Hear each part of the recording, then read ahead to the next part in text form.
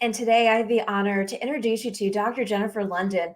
She is a thought leader, a veteran spouse, a speaker, and the co-author of Ever Vigilant. Jennifer, thanks for being here.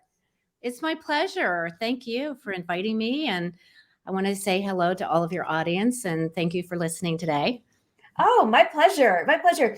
I had to put right up here this beautiful family picture, and you were at the center of it all. And there is quite a few family members in this beautiful picture. And I see your late husband, Jack, in the image and your boys. Can you tell me a little bit about this image? It's up on the website. And for everybody who's tuning in, go to evervigilantthebook.com. It is scrolling along the lower half of this screen. But this picture was it captured my heart. And as we're headed into this Christmas and holiday season, I thought, what better way than to start off with this gorgeous picture, family picture? Well, this is a photo that was taken. I guess our triplets were probably about 6 years old. And so they're featured in front. Jack and I are in the center. It also includes his older son and daughter and their families and his brother as well. So at the end standing. And so he was very close to his only brother. I actually grew up with 10 brothers and sisters. So I came from a very, very large family. 5 older brothers, 1 older sister, 4 younger sisters. And so we were always very family oriented. And this was a time that we all got together with, Jack's family, his brother, his brother's daughter and son, and Jack's older son and daughter, and all of their families. So brings back a lot of good memories. Jack was very, very patriotic. He was all about, country, family, patriotism. And so that's a wonderful picture. Thank you for showing us. Yeah, my pleasure. Well, I would love to talk about the book. And I know that you are in the DC Beltway, and I lived in the DC Beltway for 20 some years and absolutely loved it. I still, in many senses, miss the highlights of living in Washington, DC. But this book that your late husband wrote, Ever Vigilant, Leadership and Legacy of the CACI Chairman, has been so compelling for so many thought leaders, entrepreneurs, and business people in the DC community. And I would love to hear your personal journey of being a co-author to this book, Jack's vision for the book, and then also what you've been doing since and your editing and just promotion of the book. Well, I'm just going to grab, it's kind of over here a little ways, but I'm going Yeah, to grab sure. a copy of the book. I thought I had it closer. Sorry. Yeah. But yeah, here's the book. And it is Ever Vigilant, Leadership and Legacy by the Executive Chairman of CACI. CACI is a government contracting company. Jack was one of the pioneers of the government contracting industry. And ultimately, I mean, people refer to him as a legend. He ultimately grew the company from a small consulting firm to a $5.6 billion company. And with 23,000 people around the world and about 155 locations. Their primary focus was IT security over the many years. He grew the company through a strategic acquisition program. But what's interesting about Jack is he grew up in Oklahoma with his brother and decided to go to the Naval Academy. And it was there that he developed a strong foundation for the values of the Naval Academy, honor, courage, commitment, and then also the Navy. He became a Navy aviator, spent 12 years active duty, 12 years reserve. And while on reserve, he was brought into a company called CACI that was started by 2 people, Harry Markowitz and Herb Carr. And Harry left about 5 years into it. They started the company in 1962. And Herb ultimately got to the point where he just really wasn't interested in doing the day-to-day operations. He was comfortable with his lifestyle and said, Jack, you take care of it. I don't want to have a boss, but I don't want to be the boss. So Jack took the leadership role and ran with it. And he redefined the company more than once. At one point, he put almost all of his savings into the company to keep it from being sold. And, in that sense, he was truly took ownership of it. And, emotionally and in some ways Mhm. physically with his Mhm. large investment in the company. And he was someone who was very good at reading trend lines, and Mhm. he would look ahead at things that he saw on the horizon, and he would steer the company accordingly. And eventually, as I said, they grew into a large tier one government contracting company. And Mhm. so it was something that he was very proud of because he was serving the government. I mean, as a Navy officer, he was Right. very proud to serve his country in that way. And Mhm. then when he took over the leadership of the company, he felt that he was also contributing to the country by Mhm. supporting the government. And there are about 100 federal agencies today that rely on CACI. So I think that says a lot about his pioneer spirit and his entrepreneurial um, capabilities. What do you think he would say today if he was still around looking at the trend lines of what is happening in and around our country and then also around the world? I mean, he had his finger on the pulse in so many different aspects of our military, our national security, even what was happening in the veteran space and business and trade. What do you think he would say today if with you just being so embedded in both personal and professional of his leadership and the legacy he left at CACI? Well, I think he would have a large measure of concern. Uh, Mhm. he did an interview with uh, GovCon, I believe it was, back in 2010, and Mhm. the title of the article was "The World is a Dangerous Place." That was 2010, Oh, and wow. he was predicting that the world was becoming more fractured and I think fragile in many areas, and that there were uh, some adversaries in the cracks. And Mhm. I think we see that today with what's going on with the Ukraine and with Russia, and of course China, Mhm. a very Mhm. concerning entity. He actually was speaking about the electromagnetic spectrum and the Mm. importance of our dominance in the electromagnetic spectrum. Back in 2009, he created a asymmetric threat symposium through the company and had a lot of individuals who were at high levels in the government and think tanks and so on Mhm. addressing these symposiums over the years. But in Mhm. 2009, he started writing papers about his concern of the United our country, the United States, maintaining dominance in that spectrum. Mhm. It becomes a very busy place during times of conflict. Right. And if the US is not in that space, other people will get in. And China actually has always, as a strategy, military strategy, it's all about maneuverability. Mhm. And so being able to maneuver in that space is very important. They're the most active Mhm. country, but Right. Russia used that space as well. I Mhm. think they took down the magnetic, the infrastructure in the Ukraine and Estonia, and they've used it to weaken countries before they actually go in from a military standpoint. So Mhm.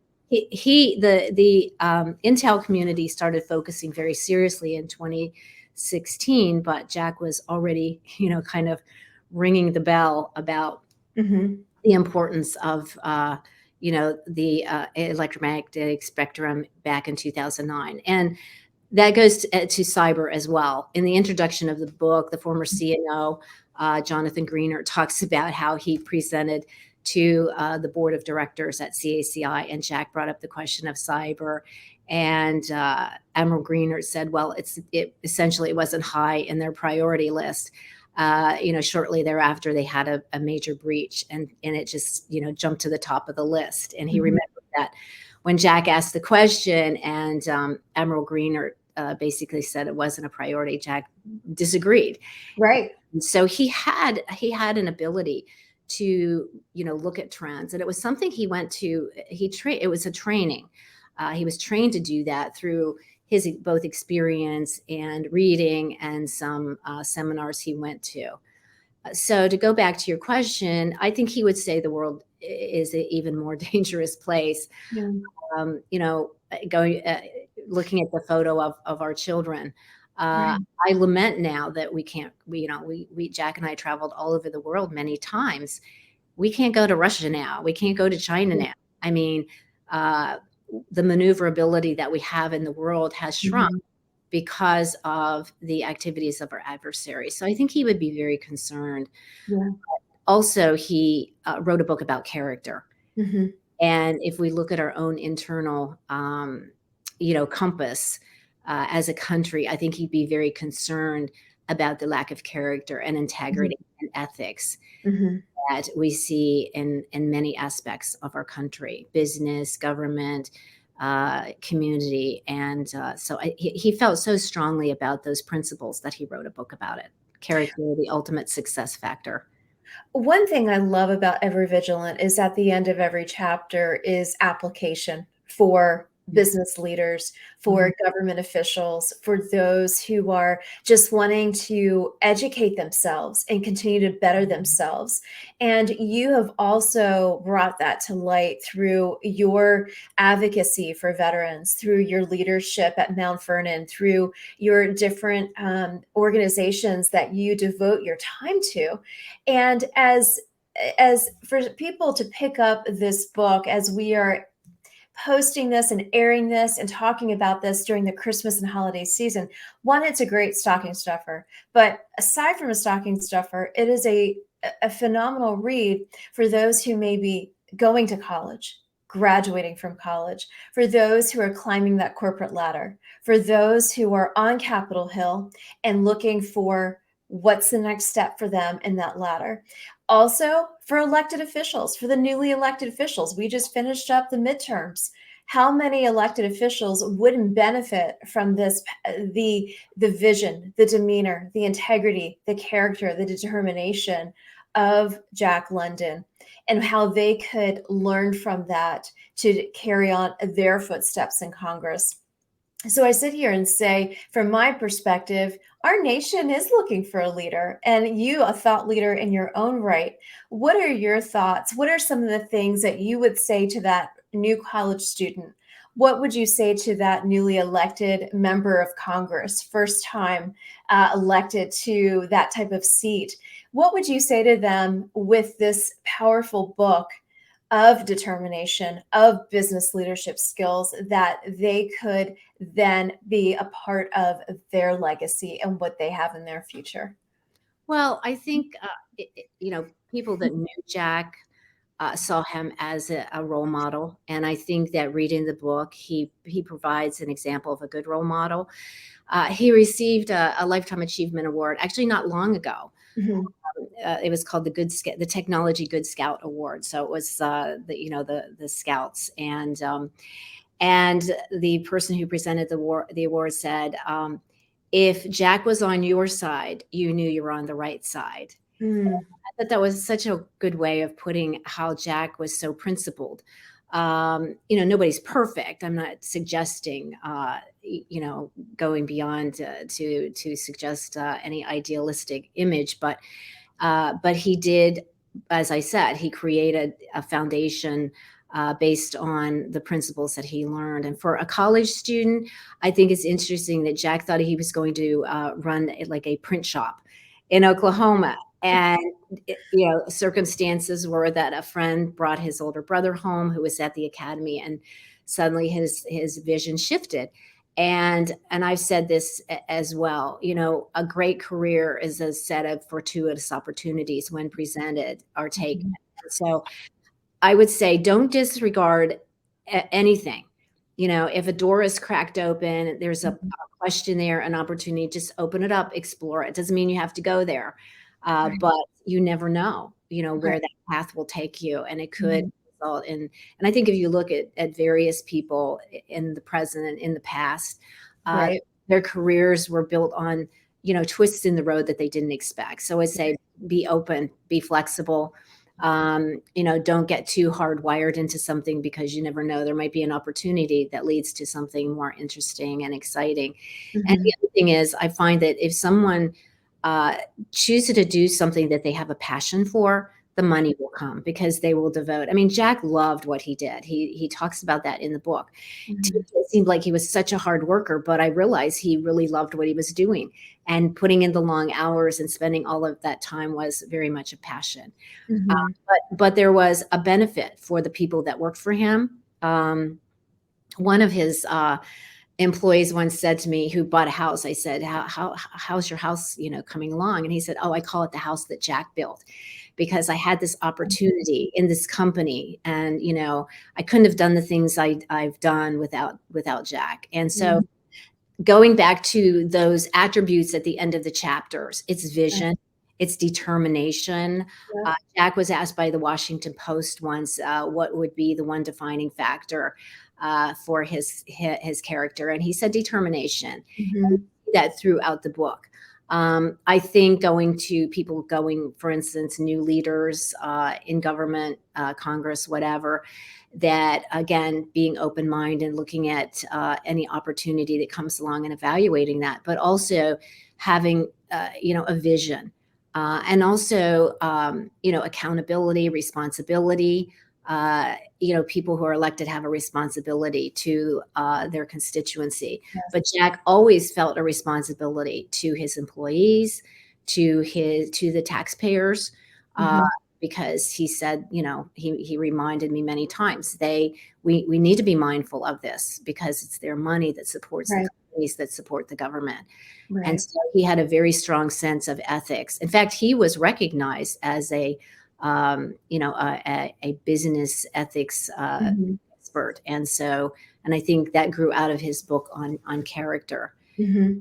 So I think those attributes that he summarized at the end of the chapter, like character, vision, Right. determination, endurance, those are things that made a difference in his life. But I think they are all important elements of a good leader and entrepreneur. Hmm.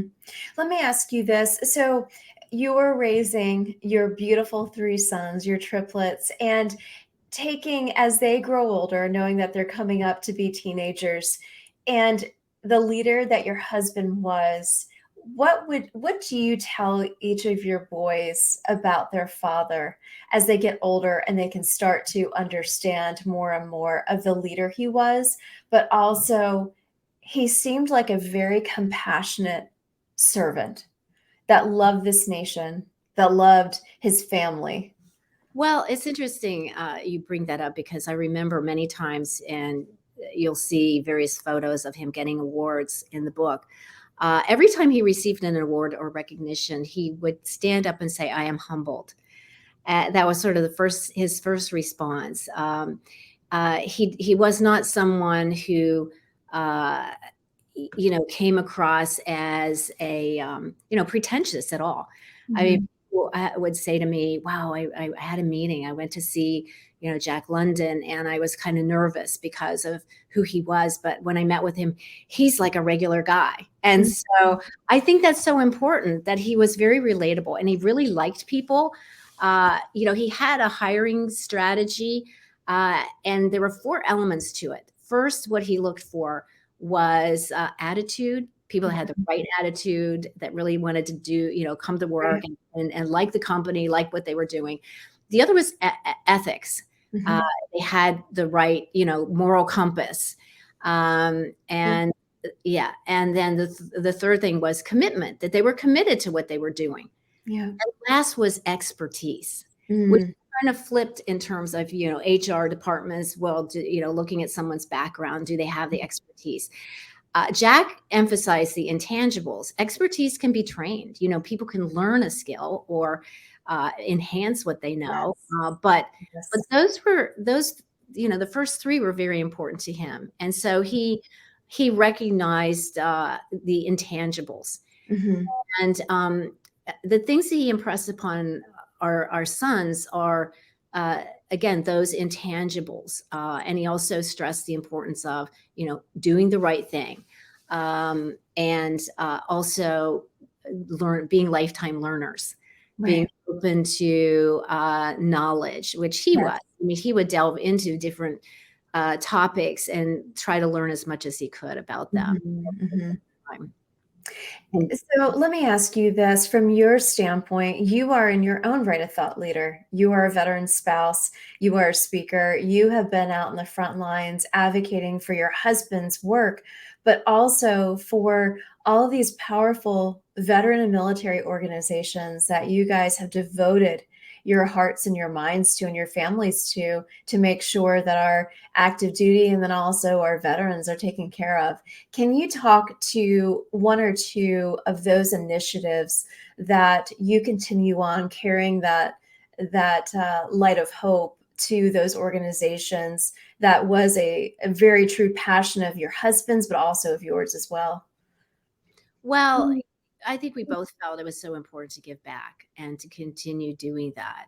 And one example is an organization called CAUSE, Comfort for America's Uniformed Services, which grew out of the need for providing some services for the active duty coming back from Iraq and Mhm. Afghanistan. It was actually started by three graduates of West Point Okay. and their experience during Vietnam, coming back and not being greeted with, gratitude, but quite the opposite. Scorn Mhm. and being ridiculed and so on because of the attitude toward the Vietnam War.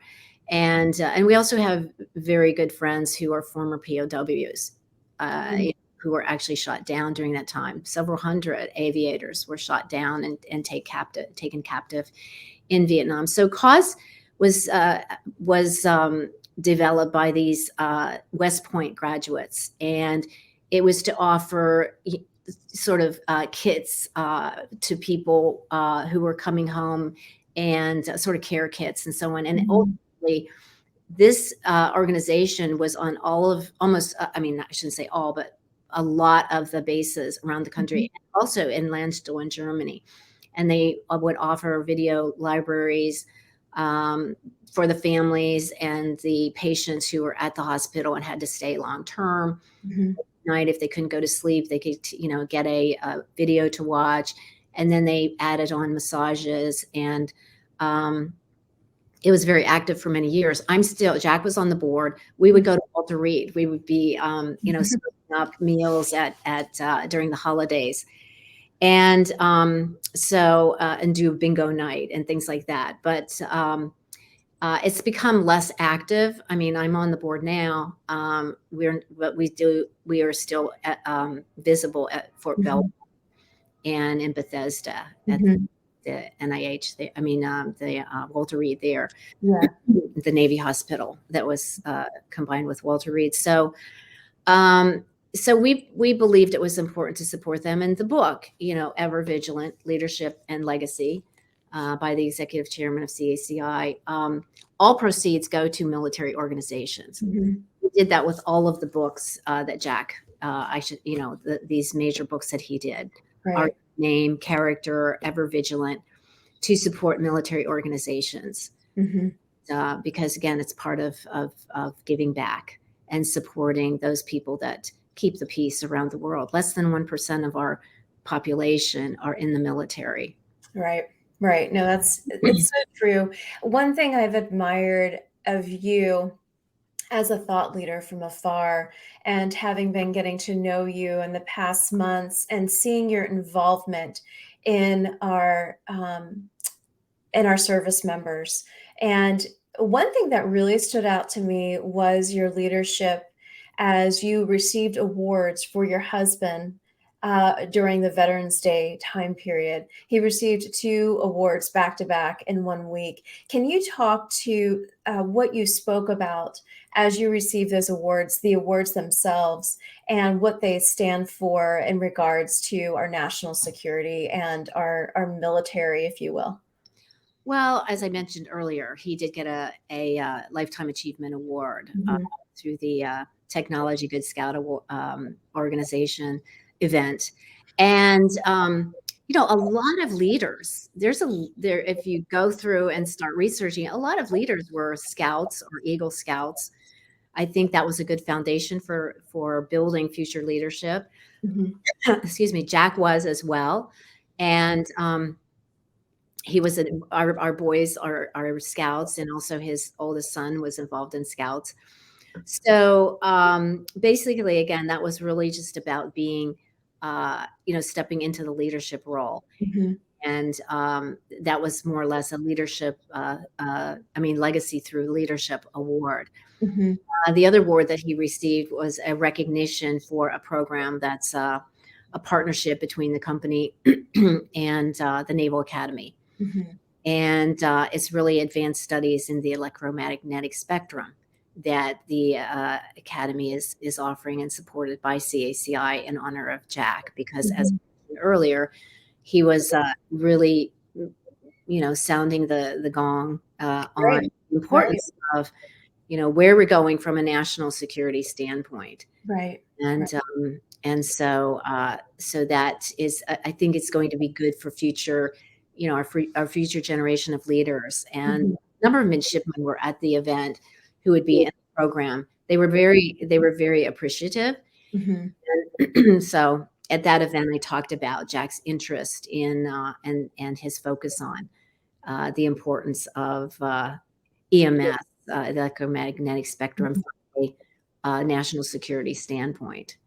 I have up here from the website for everyone who's tuning in, the Ever Vigilant the Book.com website, the image of him. This must be his senior year image of him graduating from the Naval Academy. I think that might have been shortly after. Okay. There's another Okay. photo of him as As a, his senior year. his Yes, senior year. Okay. that's early on. And again, he was an aviator. So after he graduated from the Naval Academy, he went to Pensacola and went through the training down there to become an aviator. He also went to Monterey and Mhm. the Yeah. Naval Postgraduate School, and then he later went to George Washington University and got a Mhm. doctorate in business. So he really was quite very qualified uh, Mhm. as a leader, as a thought leader as well. And he was part of history. He was in the Cuban Missile Crisis blockade down there on a carrier as an aviator. Uh, Mm. he was also selected to be on the recovery team for John Glenn's Yeah. recovery when he did his orbital trip around the Earth. Which, and Jack said he would never forget that, because it was such an exciting day. America was in space, and so everyone on the ship was so excited. And Mhm. and he knew John Glenn. They knew each other over the years throughout their lives. And so I think, as I look at what I can impart, in terms of being considered a thought leader, is that there are a lot of people out there that we can look to as role models. I mean, John Yes. and Jack London, Yeah. and people that have excelled in their area of expertise and can be good role models for our future leaders, and those who are entering college and or embarking on their first career. I wanted to highlight a little pop culture to this thought leader conversation, but I was checking out the reviews on Ever Vigilant, and I compared them to the new book coming out in 2023 called Spare. And I thought, is it spare tire, spare change? Oh, it's about Prince Harry.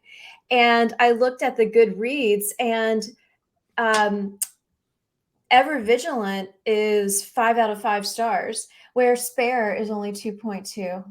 So I wanted to let you know that Ever Vigilant is definitely one of character, one of integrity, and one of leadership. And that's what I absolutely loved about this book. And I want to read the review that was put on Goodreads. It quote says, "What a privilege it is to read, review Ever Vigilant. Dr. London's life was victorious from his childhood in Oklahoma to graduation from the United States Naval Academy to active duty military service. and later as a flourishing defense industry executive who founded and served as the executive chairman of CACI. While CACI's work has impacted critically important national security priorities in America, Dr. London also left an incredible legacy as a leader on business ethics, a beautiful tribute to a courageous leader from whom we all can learn. Highly recommended. And that was the full review from a very famous book reviewer. And I just had to read that because I thought that was so, it hit the nail on the head with how you have described him in this conversation, but then it also, this person never met him, read this powerful book, and was able to capture in that review the power of his legacy and what he's done for our nation as a public servant, as a patriot, as active duty to being a veteran. And now you carrying on that legacy for him and also through his children and your young sons, which is really very special. I have also highlighted here on the website General Jack Keane, Roger Staubach, Ambassador James Gilmore, all basically wrote their love for Jack and their endorsements for the book. Can you share a special story about one or all three and their relationship with Jack? Well, let me just make a little bit of a background comment about the book. The whole book was written by Jack. It's his story from beginning to end. He started it in 2018, so it was pretty much finished when he passed away in 2021. My contribution was some editing and some research to those attributes at the end of the chapters, and photos and covers. So it is his story, and it's written in his style. And I think Jack Keane, makes that comment that it's. I mean, it's like talking, like Jack talking to us. We've known General Keane for a number of years, and he again is a great role model, someone that we've both respected, and I think he had a great deal of respect toward Jack, and they I think were a meeting of minds in many respects on issues regarding our country and what's going on in the world. And I think both of them, shared their thoughts and their concerns. And also Jack and I early on were involved in the Institute for the Study of War. That organization did a lot of research and helped with the strategy on the surge in Iraq. And so General Petraeus and General Keane are both involved in ISW. I actually, when the Ukraine conflict began, I sent some money. They're not funded other than just, privately, because they want to maintain their independence and, be objective. And I think that's very admirable. So they called and said everything had really ramped up with them because of the conflict, and made me aware of this geospatial fund that they needed to, or a fund that they needed to create for their mapping. And so I am now, in Jack's name, supporting the Dr. Jack London Geospatial Fund that for their maps, and you'll see that with the Ukraine maps and a number of the maps that they are creating, and they have a very, very good program there. So we were involved for quite a number of years, and I'm just so happy that I'm able to continue to support their efforts. Right. Yeah. Now, Roger Staubach, of course, is a Naval Academy graduate, as Jack. And I will say that Roger was one of the people that supported Jack's nomination for a Distinguished Graduate Award at the Naval Academy. And it was interesting because at one point he said, "You mean he hasn't gotten that award yet?" Yeah. Yeah, and so Roger was one of a few people that put Jack's name forward, and was very supportive of that. And he also understands biz. I mean, they both went to the Naval Academy, but Roger had his own business as well. So I think in that regards, there was an appreciation for being business leaders. And Governor Gilmore, now Ambassador Gilmore, we had known for many years. He at one time was on Jack's board of directors, and has maintained a relationship and a friendship with our family over the Yeah. years. Very smart, very knowledgeable, and Mhm. he has his. I think he has his thumb on the pulse of what's going on in the world, Yeah. country as well. I posted this picture of Jack with Naval Academy midshipman, and I'm guessing it may have been when he received that award. That photo is Jack with the 15th Company. So at the Oh, okay. Academy, there are various companies. You'll see them Right. on the field, and Yep. he happened to be in the 15th Company. And his last year, he was the leader of the The 15th 15. Company. So again, going back to giving back, he made it a point every year to arrange to go to the academy and speak to the members of the 15th Company that happened to be in the 15th Company that year. And I think those are the mids who are about to graduate, and so Mhm. it was that class that he would meet with, and he would talk about his character book. He would answer questions. He also created at CACI an internship program Oh, for okay. interns to learn, firsthand about cyber. And he did that with, it was during when Superintendent Michael Miller was the superintendent there. At Mhm. Miller wanted to start a program. And so Jack supported that. He also created an award in their cyber studies program. We gave out 2 awards in their history program, one named after his ancestor, Samuel Nicholson, who was the first commanding officer of the USS Constitution. And so that was one of his ancestors. So we would give out awards, and those were, people who excelled in those areas of study at the Naval Mhm. every year. One thing that I think about having studied different American presidents and seeing how they were raised and the foundation of which they were brought into this world. I look at Ronald Reagan and thinking about his mother, what an amazing human she must have been to raise Ronald Reagan.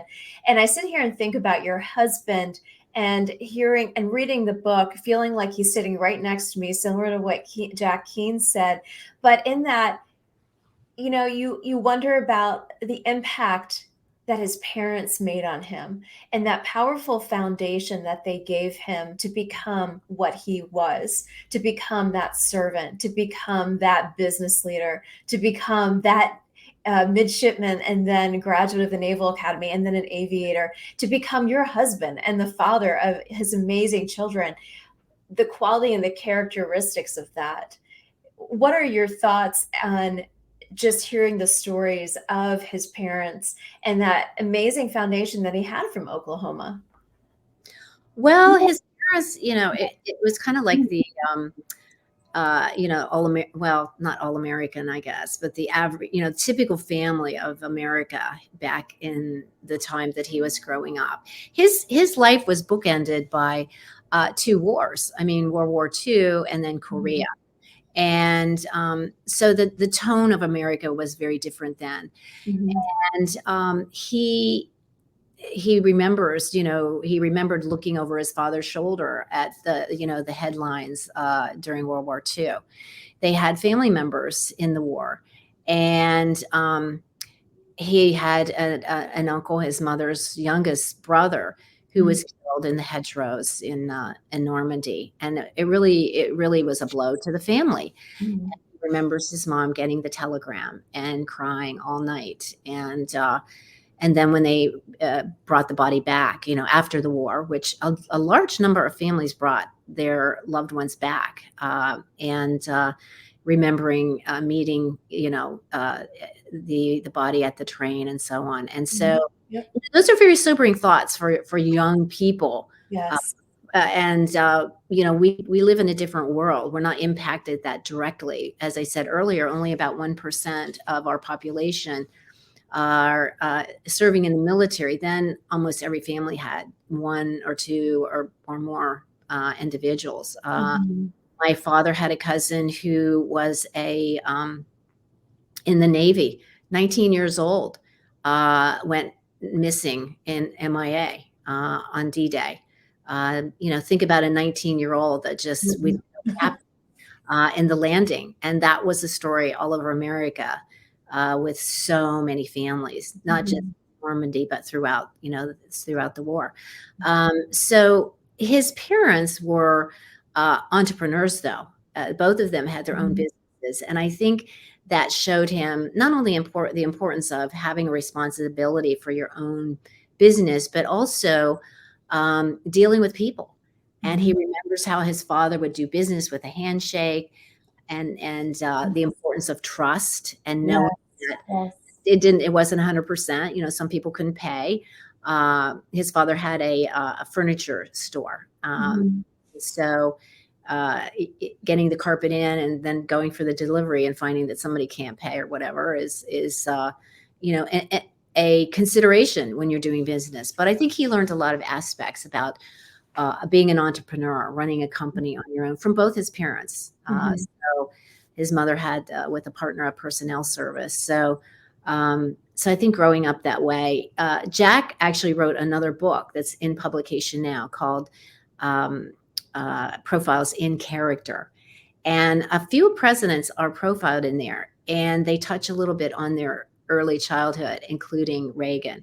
Yes. Had a big influence, but also a teacher sort of got him up in front of an audience, and being forced up there gave him the perspective of, wow, this is kind of fun, and so you can see that that led to going into acting, and how he became very comfortable in front of an audience. But Yes. certainly childhood experiences do contribute in good or bad ways. But I think the people that take the lessons and make them into a positive Mhm. ultimately are successful, Mhm. and self-satisfied, really, because they've learned to navigate the world based on the positive that they can take from their experiences. I want to ask you one final question as we've been talking to multiple audiences, but as a female leader, as a mother, as a veteran spouse, as someone who is very well known in the DC Beltway area, especially, what's a couple words of advice that you would like to share with our women in leadership, women who are rising in the ranks, and what what is it that you would say, give them just one word of advice or in your toolkit? Ladies, this is what I've learned in this time period, and it is to your very benefit to have that determination, similar to what you referred to with Jack, his integrity, his character, all of those things shine brightly in you. What would you like to share with women specifically as they are seeking leadership roles, or seeking to go up those ladders? Well, I would say just look to yourself to find everything you need to get where you want to go. You can create the vision, but if we look outside of ourselves, compare ourselves, or compete with others, I Mhm, think that trips us up. mhm, And I will say, I mean, I don't think in terms of identity labels. mhm. I grew up with 5 older brothers, and I never thought about, I'm a girl, and we grew up on a farm, so we did everything together. There was no distinction between, you're a girl, I grew up with that.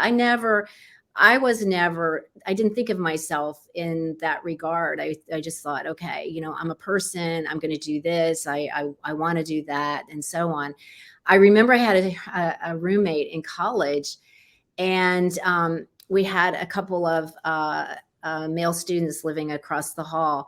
And one day she said, "Oh, I have to have one of them look at my bicycle. It's not working." And I said, "What's wrong with you?" She said, "Well, I don't know." And I went over and looked at the bicycle, and I said, "Look, it's the chain is off. All you have to do is put it on like this." And so I remember that, because I thought, why would she, without knowing what the problem was and without trying to fix it, why is she, turning to someone else? And I think those stereotypes in some ways have existed for many years, that, Mhm, and I never heard, you're just a girl, or I never said, mhm. never, ever. I mean, my parents brought us all up to feel that we were equal to everybody else in our Yeah. family.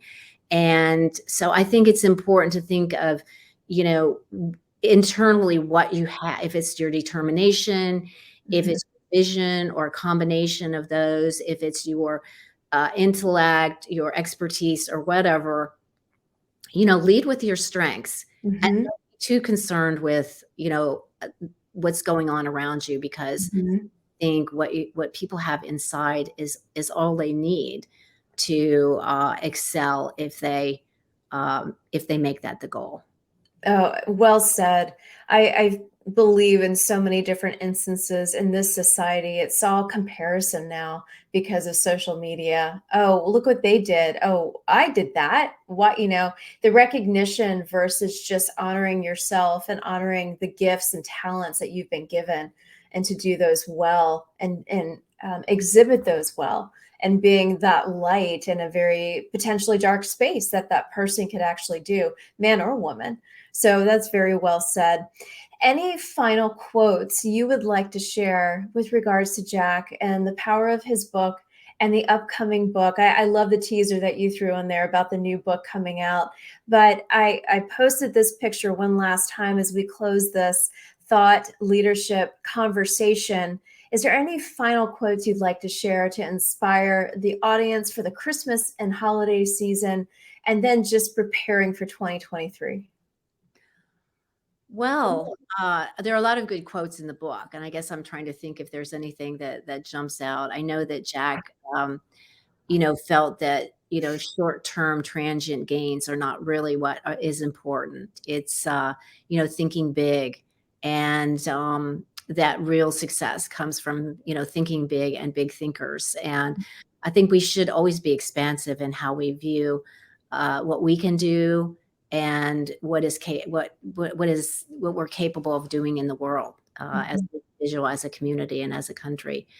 And another thing that he said in the book, and I would echo that, is that, we had traveled all over the world, and he said throughout his travels around the world, he came to appreciate more and more the treasure that America is. Mm. And I wish more people had the chance to really see the rest of the world, because there would be such a great appreciation for this country and what it has to offer. Mhm. And I think that people should reflect. It's important to reflect on that as we look at where we are with the holidays and the new year coming. Really take a hard look at the greatness that we have here, the opportunity. It's a freedom that echoes the most. I mean, I went to a recent event and heard saw it was honoring Zelensky and the Ukrainian people, and Mhm. he was speaking. It was by video, but the people on the front line kept referring to America and their Revolutionary War and the freedom, and how they now are the new, war for independence. Right. Right. And it was interesting to hear their perspective. They look to America as the model Mm. of, and again, it goes back to every time we traveled, we'd come back, and it was so many things that we have here that Mhm. we take for granted, um, Yes. that we can be so grateful for. But it really comes down to the opportunities and the independence that America offers that you won't find anywhere else in the world. So Yes. I Well think the just gratitude mhm. reflect during this holiday season. Well, Dr. Jennifer London, as we are doing these thought leadership conversations during this holiday season, the impact of what is going on in our nation's backyard, Ever Vigilant, your spirit, your husband's legacy, and that living on in your children really transcends into the hearts and minds and the wonder of the holiday season. And so we are thankful for your service, you being a veteran spouse, ministering to that community, being a speaker, and also the co-author of Ever Vigilant